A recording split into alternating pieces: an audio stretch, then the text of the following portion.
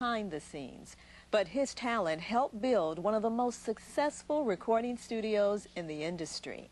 Today, we honor the life and rich legacy of Mike Clark. I was born at Crawford Long Hospital in Atlanta.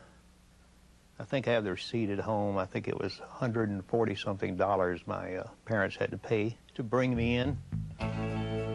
Those who knew Mike Clark best might say he was born with a love of music, a passion he carried throughout his childhood as he fueled his energy through song. I was always kind of a musical freak, and about the 4th grade, I joined a organization called the West End Elementary Band. The director of the band, Roy Lee, gave me some drumsticks and a snare drum, and that was my first real introduction to music, and I loved it. In the late 50s, Mike formed a band with fellow classmates Tommy Rowe and Bobby West. Before graduating high school, they had their first hit, Sheila.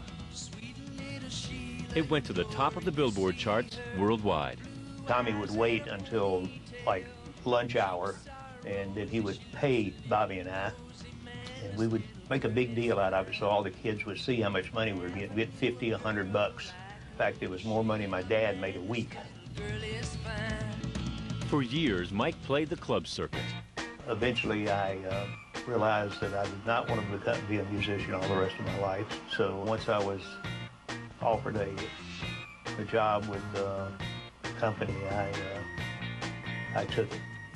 Moving from the stage into promotions, Mike collaborated with music publisher Bill Lowry.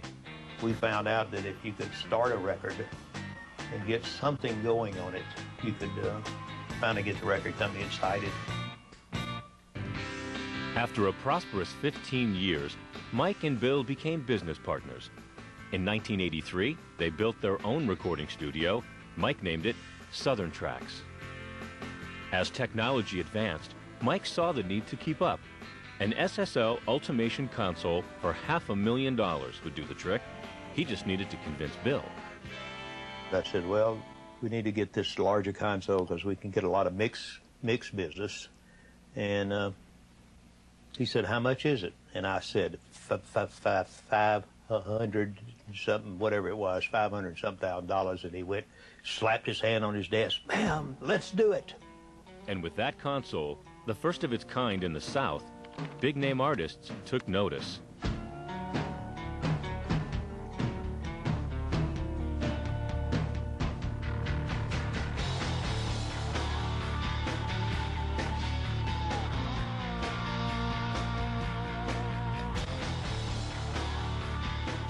This is the main recording room at Southern Tracks. None of the walls are parallel walls, which is nice for acoustic properties. Lots of keyboards are set up in here right now. Old 1960s combo organ, the Vox Continental Baroque. You won't see too many of those.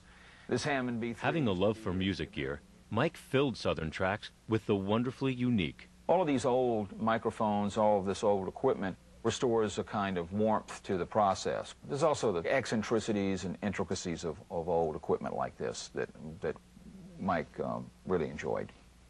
Southern Tracks' unique studio, filled with valuable toys, became a haven of possibilities for the artists who recorded there.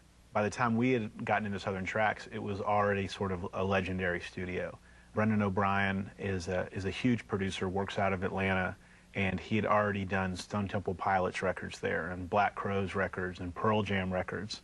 I remember telling all the rest of the guys in my band, all right, we have no excuses. There should be no reason we can't come up with something great, because great music has come out of the studio. Ladies and gentlemen, please help me welcome to the Georgia Hall of Fame, Mr. Mike Clark. From musician to promoter to studio owner, Mike was inducted into the Georgia Music Hall of Fame in 1999. My job description is to get to hang out with great artists and listen to their music. Well, it just doesn't get any better than that. Thanks. Yet for Mike, his biggest measure of success couldn't be found in any award, but in the artists who came through his doors, offering their time and trust. When Springsteen was here in 2002 doing the Rising record, I walked upstairs to get a cup of coffee, and he was sitting on one of the couches upstairs with a guitar writing a song, and he said, "Hey, Mike." I said, "Hey, Bruce, how are you?" And he said, "Oh, fine, man." And all of a sudden it just dawned on me, that's Bruce Springsteen writing a song on my couch. And I became a starstruck for that small moment, so that's pretty special. After sharing decades of laughs, advice, and kindness, Mike Clark passed away February 1st, 2007. It was a real shock when we found out Mike had cancer. As Shelby Foote, one of Mike's favorite writers, would have said, it was a knee-buckling blow. He loved musicians. He loved recording. Because he'd had so much experience in so many different areas of the business, he was a shoulder to lean on for many musicians and engineers and producers. He certainly was a storyteller, and I'm inspired by storytelling in my music, so I was an automatic magnet, you know, for any of his antics and stories. And we'd sit around the lounge and have lunch, and he'd just tell us about the old days, and, you know, it was really something else. He was totally unique. Overall, he was just this great big teddy bear, and he just loved music. And even more than just music, he loved a good song. Traces of love long ago that didn't work out right.